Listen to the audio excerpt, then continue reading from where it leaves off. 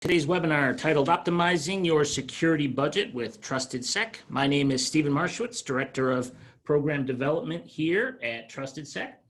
And before we get started, just wanted to go over a couple of housekeeping items.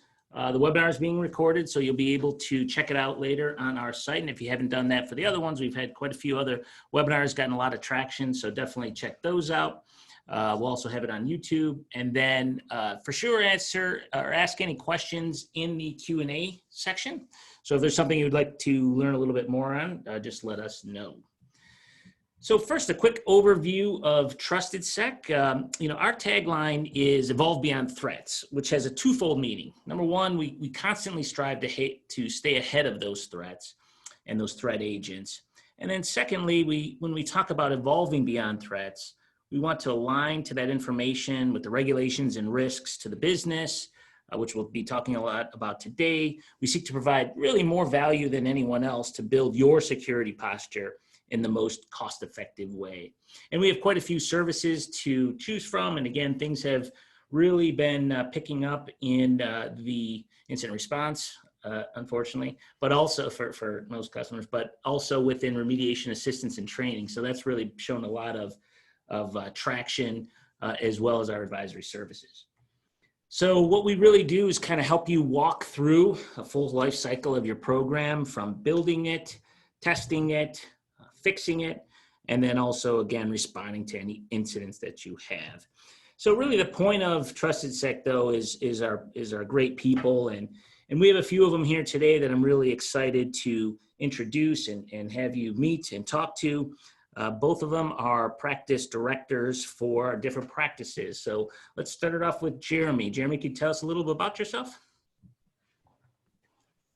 Sure. Good afternoon, everybody. So I've joined TrustedSEC, been here for about 3 months now. I'm very happy to be helping out, leading the advisory services practice that includes our governance, risk, and compliance, PCI services, and our Office of the CISO offerings. Well, I've been here for just a few months. I've been 25 years in security, and the last 10 years of which were spent at NTT, where I led the governance, risk, and compliance frameworks practice, and prior to that, there's solutions architecture practice. No need to run through all the background on the board here, but been around the block a little bit. Very happy to be here with my TrustedSEC colleagues and looking forward to sharing some interesting information with you today. Thanks so much. Okay, Paul. Hi, this is Paul Sems. Thanks for joining us today. I'm glad to be here again. Prior to joining TrustedSEC, I was in the role of a CIO. I've also been a general manager and all sorts of things in IT for as long as I can remember. So I'm glad to be joining the crew here and excited about today's conversation. And again, my name is Stephen Marshwitz. I'm the Director of Program Management and been in security and IT and business consulting for about 22 years now. Okay, as we get started, once upon a time, and boy, it does feel like a world ago, according to before COVID, and according to Gartner, you see on there that in December, they predicted that there'd be 8.7% growth. I've seen 9%, some different things, but anyway, way up there, high growth for the security industry. We had COVID. It's actually accelerated some spending, slowed some others, but as they see it going forward from here on out, it's going to be cut drastically to 2.4%. So what we thought within this presentation is we really wanted to share some of those areas with you that would help you optimize that budget. Depending on where things go, you might not actually have to cut your budget. You might be able to even grow it, maybe not to the degree that you would have liked to. But as tools and processes and really the world changes, what are those different types of things that you could do to help get the most out of the money that you do have available? And so when I started, I got this just from an RFP just a couple of months ago, maybe not even. And it probably isn't even a comprehensive list. It was overwhelming to me anyway, And it doesn't even really make sense if you get down into it. There's a mix of vulnerabilities and tools and attacks and services. So it's quite a bit of overwhelm on all this stuff. But this is what, you were probably facing and we face from third parties, which is, do you have everything? Do you have everything and anything you could possibly think of? And even if it doesn't make sense, they still want you to have it. So really from this presentation, again, you can take anything you want. Feel free to reuse it or share it. Probably not this slide is the only one. So again, where do you cut? What are the types of things you can do? So first off, we're also going to talk about, and I just wanted to set the stage for what we're going over today and the strategy versus tactics. So strategy really equals choice. And a lot of it is about that today. What are those choices? And as really certain things get easier, some of the minutia gets taken away from us, we are able to have more strategic thinking. But then that also leads us to have to make choices. So again, are you making those efficient and cost-effective choices is one of the goals today. And the second one was to help you improve the tactics, the blocking and tackling, the execution of getting those things done that you really need to do in a better way or a faster way or a cheaper way, if at all possible.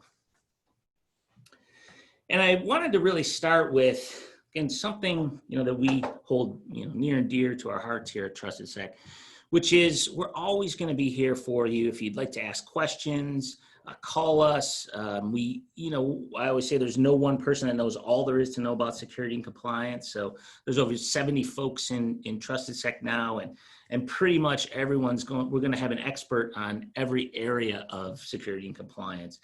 And that's typically not available to, you and within your organization. So we always, encourage you to reach out and call us. If you're looking for making choices for next year, for your budgets, et cetera, feel free. We're happy to set up a discussion on that. You can also use the Slack channel, which we showed a little bit at the beginning. And then certainly with our advisory and remediation support, which again, we're represented by Jeremy and Paul on, they can really point you in the right direction. And some things can be quick and easy. And some things that, you're looking to take on that might be a little bit more challenging, automation or what have you, we can also help with that. So with that, I'll kick it over to Jeremy for a bit to talk about how to really align with the business and where it all starts. Thanks, Stephen.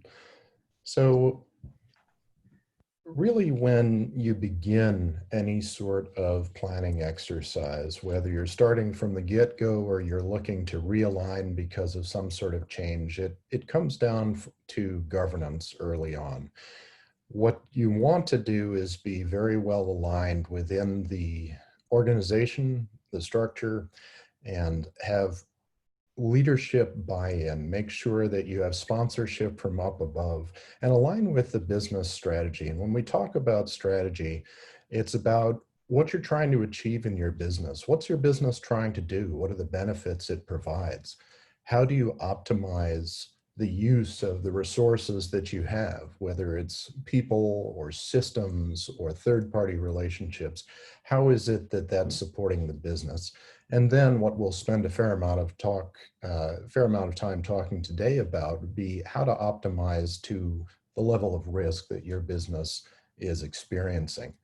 And more than anything else, making sure that you've engaged not only the leadership and aligned with the strategy, but make sure that the business stakeholders within the organization that contribute to this work are all engaged. One thing that I'd bring up is that there's a lot of folks who approach the risk and security areas by checking out peer comparisons. And you got to be a little bit careful of those because you could be spending the same amount as somebody else who's a peer, but you might be spending on the wrong things and therefore be vulnerable. Or you might be spending in the right way, but you're not going to have the same kind of risk appetite as your peers may have. So there's things to take into account. So let's talk about aligning with risk. Incidentally, this week is a Gartner conference, so several of us have been participating in that conference, and I'll probably have a quote or two. Gartner brought up some of the pandemic top risks right now being cyber exposure, regulatory exposure, IT, data privacy, finances, and third parties. It covers a rather big swath, but when you're talking about risk, it's really all about aligning with your organization. What is it that you have to protect? What's critical? What are you trying to protect and why? Is it about patient data? Is it about payment processing information or other financial information? Intellectual property? Is about uptime? And once you start to put some real detail around that, you can look at what your risk appetite is. What's the risk profile of your organization? What's the capacity that you have for tolerating, for dealing with risk? What's your risk tolerance? And what are the attitudes within your organization toward risk? That gets you to a risk appetite. And you're looking to align your security program with risk. So how do you do that? There are several different risk methodologies out there. The one in front of you is based upon FAIR. There's also Octave and NIST 830 Rev 1. But essentially you want to take a look at the potential loss in any given issue. You're looking at that aligned with your critical business systems.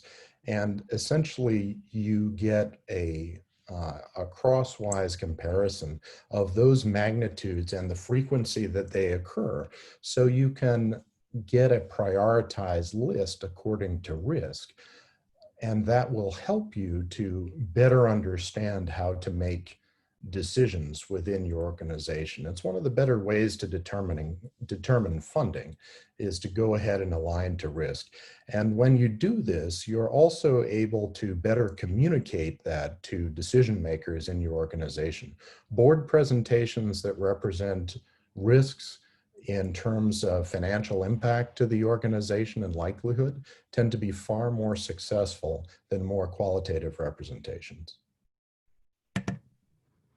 Exactly. And one of the things that I also like about when you do a risk assessment, it really helps put you in a defensible position because you are showing those executives what specifically we can do and can't do and what that means to them in their own dollars. So it really does help quite a bit.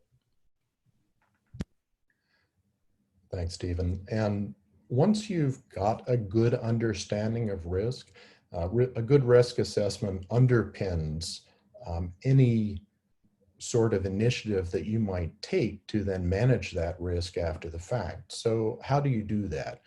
One thing to do is to choose a framework that's relevant for your organization. That could be compliance driven, like PCI or HIPAA, or that could be a broader framework for the entire organization and its data, like NIST Cybersecurity Framework. Version 1.1 is represented in front of you, where you're covering a wide swath.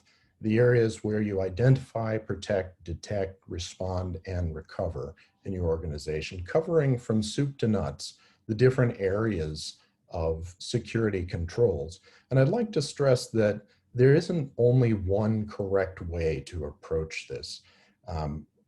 NIST has, for example, a much broader control category, the 853 in Rev 4, Rev 5's in draft. And that has about 115 low impact controls, 159 moderate impact, and 170 high impact controls. So based on your risk profile, you decide what controls make the most sense to address and implement in your environment. Actually, a Gartner quote comes to mind here. They use the CARE standard. Is a control consistent? Does it work the same way over time? Is it adequate? Is it satisfactory that the controls are aligned with the business and the risk? Is it reasonable? Do you have appropriate, fair, and moderate control? And is it effective? Are your controls successful in producing the desired outcome? And this is going to give you an idea of your security posture, and you can determine your maturity relative to any of these categories.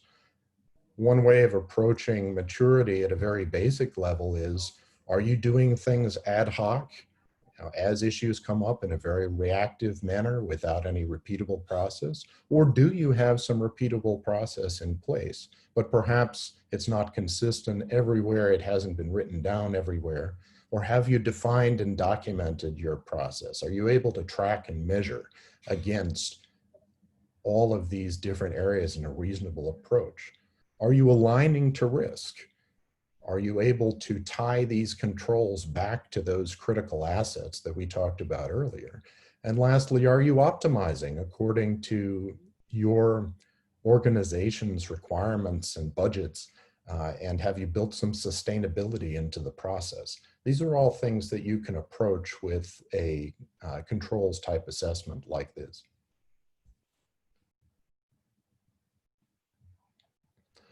So once you've got all that information, how is it that you're implementing it?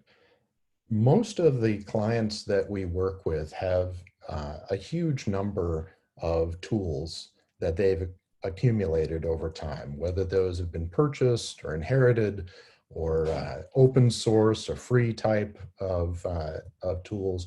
Lots of different things are in your environment. So there's an interesting framework out there called the MITRE attack framework. And what it does is it aligns the tools, techniques, and practices together so that you can organize all of this information, just like Stephen was talking about earlier. And it has all of these different pieces to the security puzzle noted. So privilege escalation type attacks, defense evasion, credential access discovery. And what you can look at, if you look at the tools that you have in place, is where do you have gaps? Do you have gaps in coverage? Are you only covering a portion of what you need to, given the areas that you're looking to protect in your organization?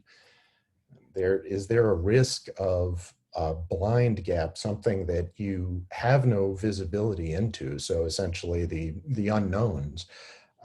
But if you are planning for it across all of these different areas, then you can reduce that possibility. Is there somewhere where you're not measuring information, right? Are you able to track against something that you don't measure? Or is there something that, some control, some area that you're just plain not covering? That could result, say, in the case of a recent acquisition or bringing a new product to market, where there's still some potential gap in the approach to controls. All of this can lead you to make some good choices around the usage of your current tools, and potentially can lead to the opportunity to consolidate and spend less. You no longer have to either support or pay for licensing and maintenance on tools that you don't need to use. The key thing in all of these different pieces of the strategic planning is to recognize that it's a cycle, that when change happens, whether it's a major shift in the business environment, as occurred earlier with COVID coming into play and continues to be an issue today, or something that's predictable in the course of mergers and acquisitions, as I mentioned, or something that affects the entire organization, like leadership change, it makes sense to reevaluate your posture depending on the state of the business now.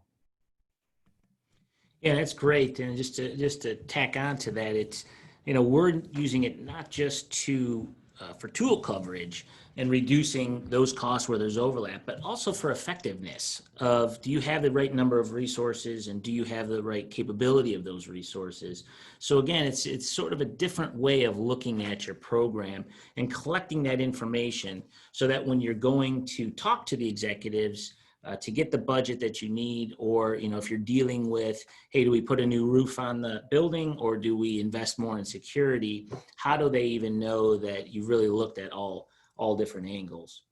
And one of the things that I really believe in and have seen, not only because, of course, from a tabletop exercise, it has all of the simulation of a breach or incident that you will get. But what it really does is it really allows those executives to understand some of the consequences of the decision. So I was out at a client and we walked through this, and it was really fascinating because the CEO was multi-generation down, didn't really ever have anything to do with security, never wanted to, never spent anything on security. They didn't even have backup. And so when you just sit down and say, okay, here's what happened. We don't have any backups. Everything was encrypted. What do you want us to do? They start to get that emotional attachment to it. And so, all the things that we talked about so far have been more on the intellectual side. We're making decisions. How are we getting information? A tabletop exercise from a optimizing your budget standpoint really does bring that all together, and they see the process in a way that they never would have otherwise. Even if you present them with a risk, here's all of our risk, and you could lose $14 billion. But when it comes down to all of our systems are encrypted, we're basically shut down until we do something with this ransomware. They really seem to internalize it. Of course, when there's a real breach, they certainly internalize it. But a simulated one in a tabletop exercise certainly helps with that. Excellent. Yeah, I would agree. And Jeremy, I'm going to pass it back to you in just a second here. This on the tabletop exercises with the evolution of the MITRE attack framework and the work that's been done there, you can actually put together some pretty interesting simulations based on, who these threat actors are and real threats. So maybe, tell us a little bit for those who may not be familiar with the MITRE attack framework and kind of what some of those things, you just briefed it on the other thing. There is a relationship between that and these tabletop exercises. So you don't even have to contrive solutions anymore. Before it's like, oh, well, what if this happens? Now we can actually see what's actually happening, in the real world. Yes, exactly. And, very good points. The effectiveness portion of the MITRE attack discussion really comes into play when you start talking through a tabletop exercise. Another scenario that I've talked through a lot with organizations is around ransomware. And ransomware tends to take an organization very much by storm, right? When suddenly there's a lack of availability to critical systems or data, being able to work through what that looks like and all of the different ramifications of that exercise, from the containment of the situation to the mitigation, to other elements like, for example, how you're going to present this to the world, to the press, that makes a big difference. In ISACA's State of Cybersecurity 2020, social engineering and ransomware combined make up for about 25% of attack types for organizations that were compromised over the past year. And that is that's a pretty big figure. So it makes sense to be planning for that type of challenge. Okay, great. And this next one, as we again start to really get into the tactics of it, SIEM, having a SIEM could be one of the largest expenses in your security program. So Paul, talk to us a little bit about optimizing that SIEM and some of the problems that we've seen from our testing and purple and blue teams. Yeah, absolutely. So what we've seen here, and Jeremy, you're going to have some additional input on this too, but is really coming up with those aligning to your business processes, to those business cases. Like, what are we actually trying to look at, right? Do we want to, a lot of these SIMs are priced per gigabit or number of transactions or just various different variables, events per second. And what events are we actually sending to it? And should we only be sending it the events that we can actually take action on? So that, the third bullet point here, right, that tuning and the log sources really comes down to that alignment with the business processes, because we want to make sure that when you have an event that you know exactly what you're looking for, right? You almost, instead of saying, oh, here's a bunch of events, let's go jig through it. That's not really the goal here. The goal is to say, well, these are the things we're trying to detect. Let's get the exact log event that we need to detect that, and only that event. And so that's a little bit different than operational logging, but you could save a lot of money right there, optimize your costs. Jeremy, I think you might have some additional points on that too. Yeah, it's you covered the key aspects there with aligning to the business process rather. One of the things that one should keep in mind, though, if you're going to be managing your SIEM in-house, is to make sure that the folks who are working with it have indeed done some sort of vendor training, because it saves you an awful lot of time in the end, because it's far, far better to be dealing with fewer alerts. When you first turn on, put in your log sources and turn on your SIEM, there's a huge amount of information coming across, and it's really hard to separate the wheat from the chaff. So if you can increase that signal to noise ratio by having effective rules with correlations put in that match the kind of alerts that you're looking to get, that makes all the difference and can really cut down on how much time your people need to spend, or even the number of people that you need to use to manage that SIEM. Yeah, we had one example where a large organization was collecting data, which they have to pay for, because again, SIEM companies can say, yeah, throw whatever you want at it, feel free, we can handle it. Again, not telling you how much you have to pay for throwing everything out of it, but 50% of the logs that they were collecting had no benefit to security, did not pick up anything in our attacks or in various attacks. 50% of the cost of that SIEM could have been reduced, or at least optimized by looking at tuning, looking at the SIEM ingestion, reveals, etc. So that's pretty substantial. And in a lot of areas that you sort of hidden in the tools that you already have or things that you're already doing, when you see that kind of reduction or optimization, it does make a big impact for you to be able to do something else. Good. And then on the MSSP. Yeah.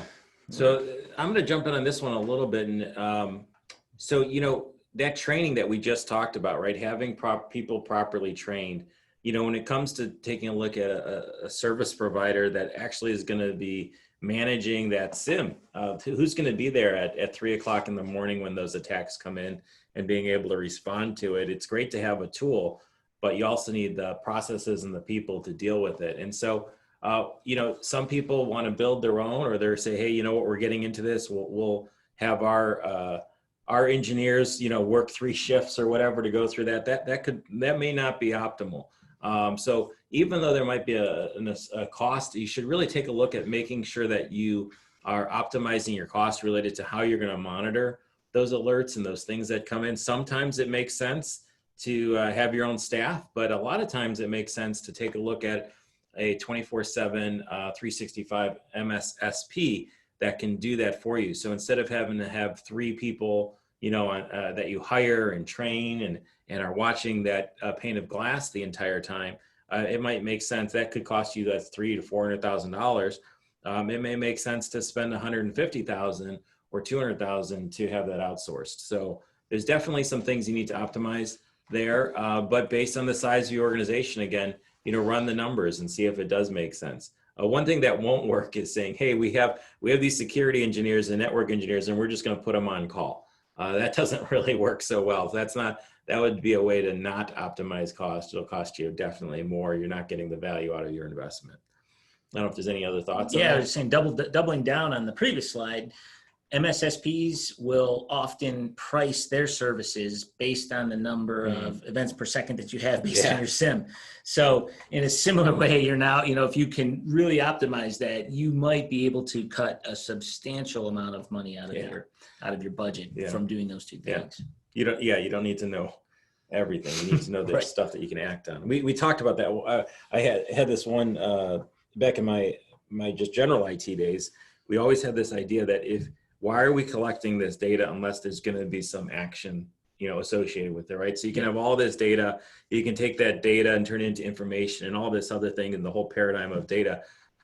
But why are we spending a penny on this unless we're actually going to do something? I was in the manufacturing space for many years, and if we're collecting the data and then the organization is going to choose to not change that policy, and we're not going to take any action, it doesn't really make sense for us to collect the data. The same thing goes here with the SIEM data and your MSSP. If you're just going to collect the data but no one's going to do anything with it, it doesn't have any value. Cool. Yeah, and Yeah, go ahead. Oh, yeah, go ahead. oh, that's fine. One of the things to keep in mind just with the MSSP is that when you're signing your SLAs with an organization, make sure that you understand what that third party is doing from a security perspective with the data that they have access to or that they are creating on behalf of your organization. That feeds into the discussion that we briefly mentioned earlier around supplier risk. So changing to another interesting topic here is segmentation.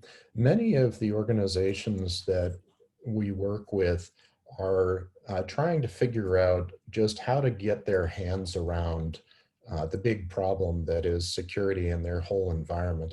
And one very effective way of addressing the security of sensitive information and the management of that risk is to segment your network, and then you can make just a piece of the environment an area that you're going to emphasize for key security controls. So a perfect example is around, say, payment card data security. Segregating your data, that card data, into a cardholder data environment allows you to focus your efforts and reduce the overall scope of that compliance initiative to just that segment for those cardholder data specific controls. It makes it a much more efficient approach. The other thing is it makes it a lot easier to implement the principle of least privilege, making sure that only the folks who have access actually need that access, right? And that you can easily control it when it needs to be revoked or changed. Also, if an issue does come up, then you can better contain the problem. If you have it within, say, a higher security segment, you can prevent the malicious attacker perhaps from crossing boundaries. It also makes it easier, just tying into the previous discussions of SIEM and MSSPs, to focus your monitoring efforts rather than pulling log data for a specific purpose from the entire environment. Maybe you focus your efforts with particular logs around an area of focus. Overall, it's a very good way to improve data security. Absolutely. Yeah, we find that, the more we can reduce the exposed data, the better off we are, and we can get compliant a lot faster with a lot of these things. Perfect. Yeah, we're looking at the new cybersecurity maturity model certification and similar things. So many of these companies have never done anything before. There's 350,000 suppliers in the DoD supply chain, and where is that control and classified information that you have? So if you can segment that off, clearly you can reduce your scope. It says both from security and compliance. Another key question is, of course, cloud, and it's probably already decided on where this is going to go. But what are some of the things you can do to reduce your costs? Yeah, we work in the cloud space a lot. It's a huge area that we work in, and there's things you can look at, especially with Office 365 and Azure and AWS. A lot of those solutions, you want to make sure that you're optimizing your license costs, that you're getting the best bang for the buck. There's a lot that goes in there. Definitely automation. Definitely looking at instead of having to click through things, are there ways that we can automate compliance, things like that. So yeah, there's definitely some areas there. Jeremy, I think you might want to touch on some of the other areas there, such as the CSPM and some of those other areas that you had, discussed before. Sure. So I look at any cloud decisions that an organization makes as a part and parcel of that overall strategy that's related to the choices that you're making around risk. When you're moving something into the cloud, you may want to push everything out, get infrastructure set up for you, but the rest you'll build on top. You might be looking for a platform to develop on top of, or specific business applications in the SaaS arena. The nice thing is that there's a lot of very useful cost control models in the cloud. Some are usage-based or just on demand. So if it's not being used, then it's off, right? That can be very, very powerful for cost control. And the other nice thing is that a number of the security controls have been evolving in cloud over time. CASB, or Cloud Access Security Broker, has been around for a little while now, allows you visibility and control from a single point of glass for multiple cloud instances or applications. Another set of systems that's come out more recently and has been gaining traction is CSPM, or Cloud Security Posture Management. So it allows you to have some overarching controls for your cloud applications and manage in a fairly straightforward manner. Other great thing about some of the cloud work that's out there that I think my colleagues touched on briefly is just some of the built-in workflow integration and automation that you might get in the process. So it allows you to be a bit more efficient with the dollars that you're spending. Can integrate, for example, with existing ticketing systems and the like, and can save you a bit of time. And of course, if something's out in the cloud managed by another provider, then according to the package that you have in the service level agreement, all those updates and maintenance are taking place out of sight, out of mind, and you have the latest and greatest. So there's a lot of benefits to it. Of course, the caveat is always to consider this from a risk perspective, and think about the questions of, so where is that data being stored? How is it being handled? Who has access to it? And those are questions that, if they aren't obvious from the agreements you're looking to sign, you should be asking your cloud provider. Great. Good. Yeah, so another area too on optimizing your current tools is make sure you're using everything that you have at your disposal, right? A lot of times Microsoft will throw in additional licenses for things that you may not be using today. We have an instance where we needed to lock down specific Macintosh systems, and we were able to use a license from a Microsoft product to do that on a Mac without a problem. So and monitor it and keep things going, and use a lot of the tools that may be available to you that are kind of hidden. So going back to training and getting experts and looking at stuff, there's lots of things that are hidden inside some of the things you're spending today that you just need to utilize a little better. So definitely spend some time researching your current tool sets and go from there. Yeah, and on that example, actually, that was one where, aligning to risk, we decided that we were willing to accept the risk of some of those endpoints and some of the ways that you could shift around data. And then we had a third party that says, no, you're not going to accept that risk.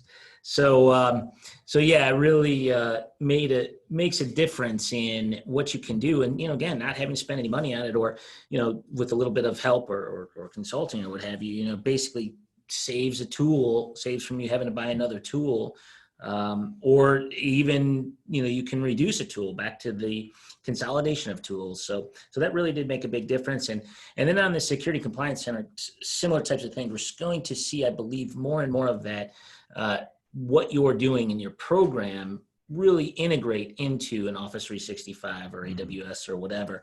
So you're going to really, when you have those control reviews, audits or what have you, how do you document it? How do you make those decisions? What buttons are you switching on and off within the tools that you have? Those things, really, really do become important. And again, it's a little more thinking, and that's probably always the challenge is there's a little more thinking in the beginning. Again, you might need to get some help, as I said, but boy, over the long term, even over a year, the payback is just immense. Yeah, perfect. Yeah, and one thing that I would just add, just with respect to Office 365, is that a Security and Compliance Center comes with any license. All those other features, it varies by the license that you have, but you can gain a lot of benefit just by taking a look at the Security Compliance Center and the different overlays and features that you have in there. So you can organize according to the compliance framework of note. For example, if you're focused on PCI or you're focused on another compliance framework like HIPAA, there are some useful tools in there that can help you to organize and action compliance changes. Cool. Okay, great. So where should you not cut and why? Jeremy. Go ahead. So I work in governance, risk, and compliance, so you shouldn't be surprised that risk management comes up front, but it really is true that having the leadership support and governance around your security initiatives really makes a huge difference, and aligning to risk is a huge part of that. So don't cut in risk management or how you deal with your sensitive data. And the truth of the matter is that the costs far outweigh the benefits of ignoring protections around, say, patient data, for example, letting PII get out from your personal data get out from your GDPR relevant customers or something like that. And train your people. Security awareness turns out to be something you can't always assume. And everyone in the organization has a role in the security picture. Don't forget to patch and update.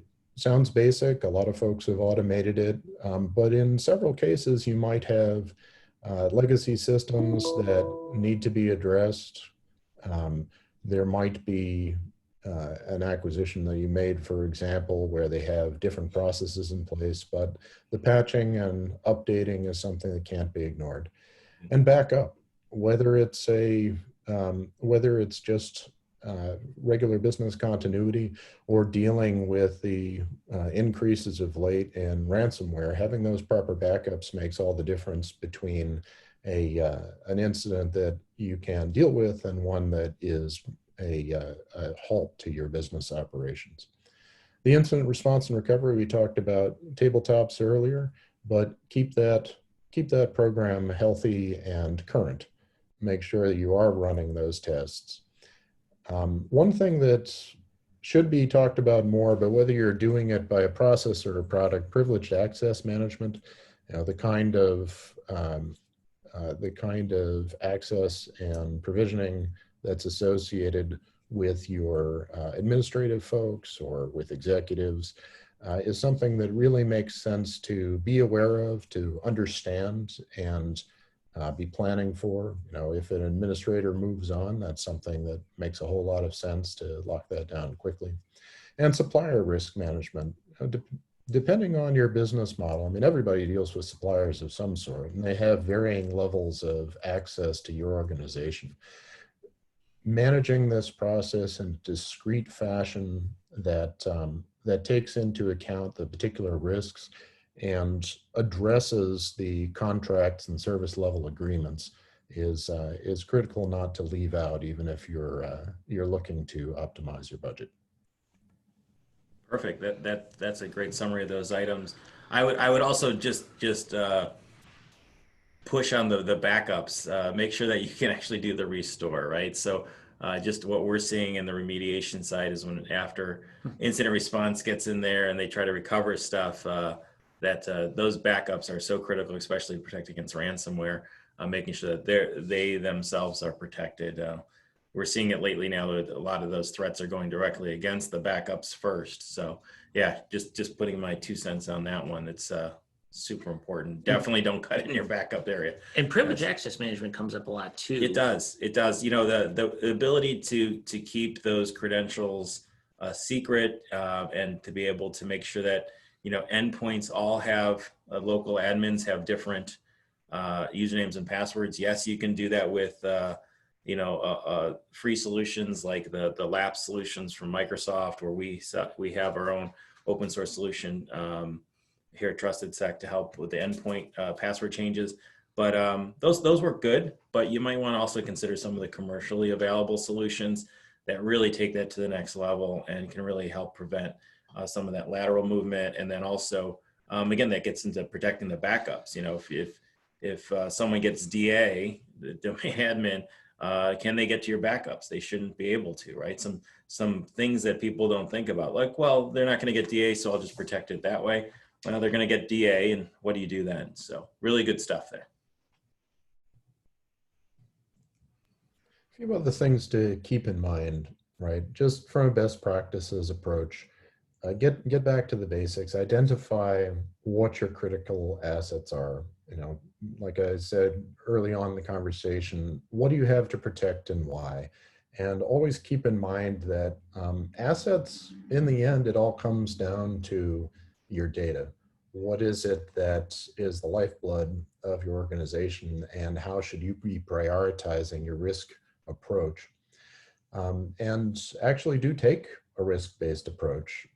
Whenever decisions are being made on spending, organizing according to the way that your business deals with risk is critical. And part of the thing to keep in mind is that that is not static. You may define your risk appetites and acceptable risks and put controls in place, but after taking a look at how that goes, see how effective that control has been over a certain period of time, and then reevaluate. It may make sense to adjust your approach based on the real information, the feedback that you get from implementing your program. And write things down if you haven't.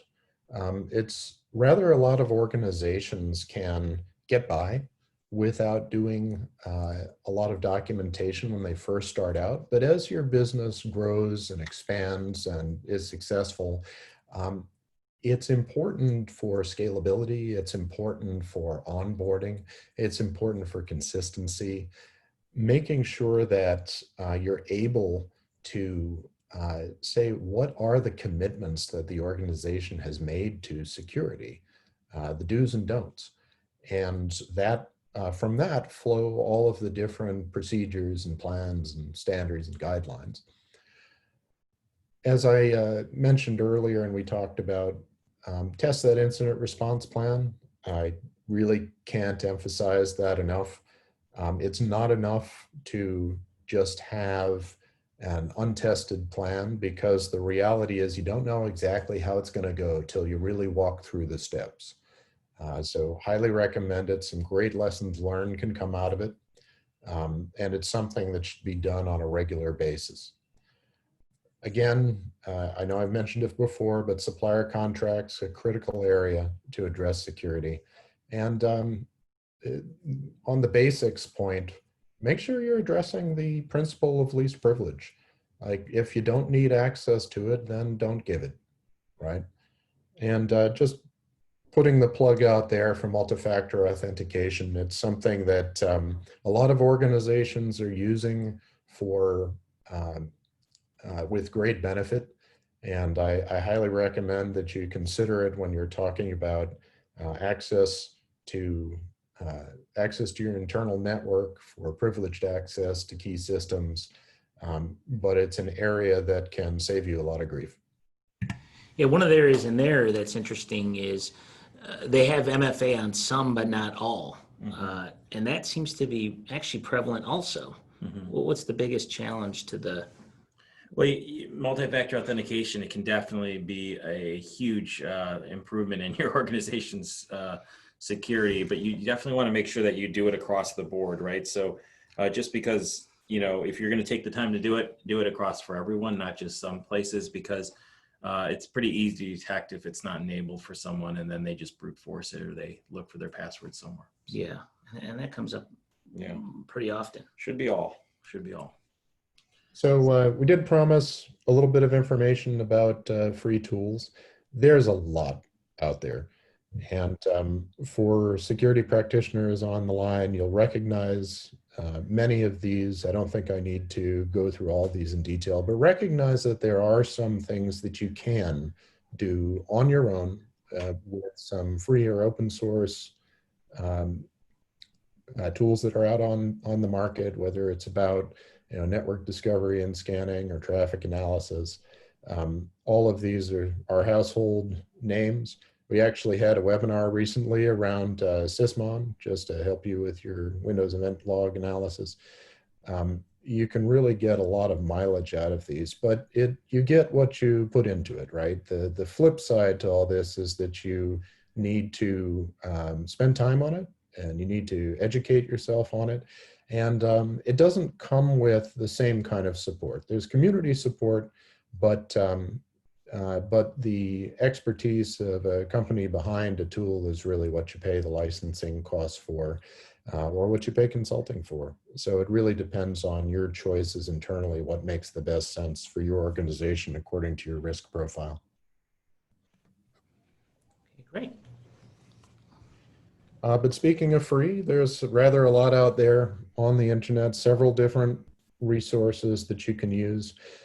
SANS has some great white papers in addition to paid courses, just a lot of information there. The Center for Internet Security and SANS worked collaboratively on the top 10 critical security controls. And you can take a look at the Center for Internet Security for a lot of that.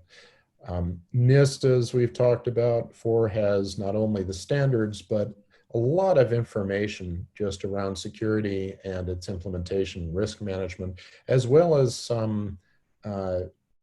NICE, which is the Initiative for Education. So you can actually gather some very good online learning content. US CERT has great vulnerability information and the like. There's also a few repositories out there just have some great curated lists of educational materials and resources, like this awesome InfoSec GitHub that I found some good information on. I come from a bit of application security background, so I've known OWASP for years, and great community, a lot of excellent information around application security.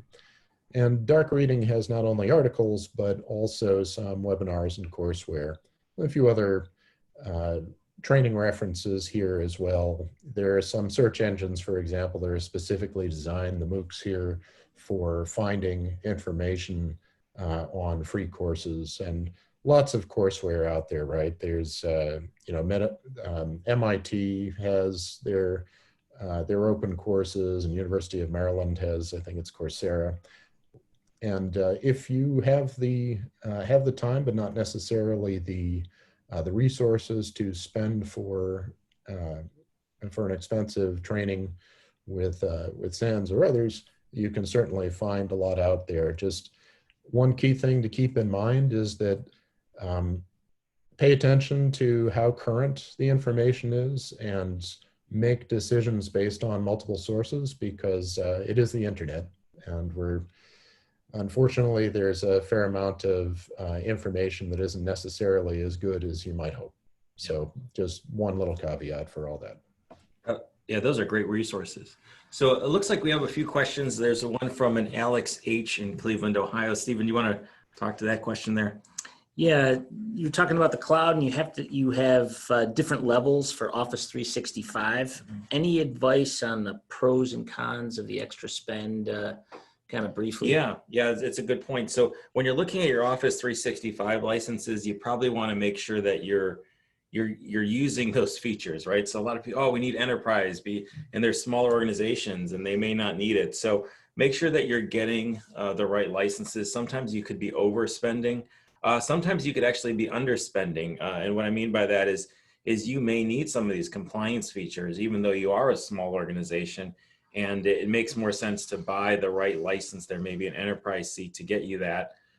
So just remember, you can mix and match all those licenses and optimize your spend there. So there's definitely some areas there. Definitely talk to the person or the organization that you're buying your Microsoft support from, or even talk to Microsoft directly. They're pretty good about making sure you line up with the right license there. Okay, great. One more on explain the open source backup a little bit more. Is that just downloadable from TrustedSec? Oh, the open source, we have I think it's called SHIPS, the local admin password solution. Yeah, so it's similar to Microsoft's local admin password solution called LAPS, but our solution that's published is available. It also supports other operating systems besides just Windows. So I think it's called SHIPS, right? Yeah, it is. So that's available, and that will help you change your passwords across the board so that they're unique. And that's on our GitHub along with some of the other tools. Yeah, there's a lot of tools on our GitHub, right? Yeah, a lot. And actually, we are going to have sessions where we go through each of them. That'll be great. So that'll be pretty interesting. All right, probably last question on the getting advice and support. What about the virtual CISO? Are you seeing smaller companies pick up on that, or where is that been and where is it going, do you think? Well, I'll put a little bit on there. Yes, certainly. I mean, the reality is that hiring a CISO sometimes takes quite a bit of time, and it's an expensive proposition that not all companies are looking to do right away. Having a virtual CISO allows you to make some targeted efforts to address your risk and security within your organization, and you can use them for multiple purposes, whether it's for high-level assessments, making sure that you understand your risk and maturity and your coverage and effectiveness of existing tools, or whether it's about developing that program, or in some cases, essentially laying the groundwork while you do your CISO search. The virtual CISO can be very helpful for any number of reasons. Okay, great. Well, thank you guys so much. Paul, really appreciate it. Jeremy, you as well. Really appreciate your guys' time and insights on some of the ways to optimize your budget.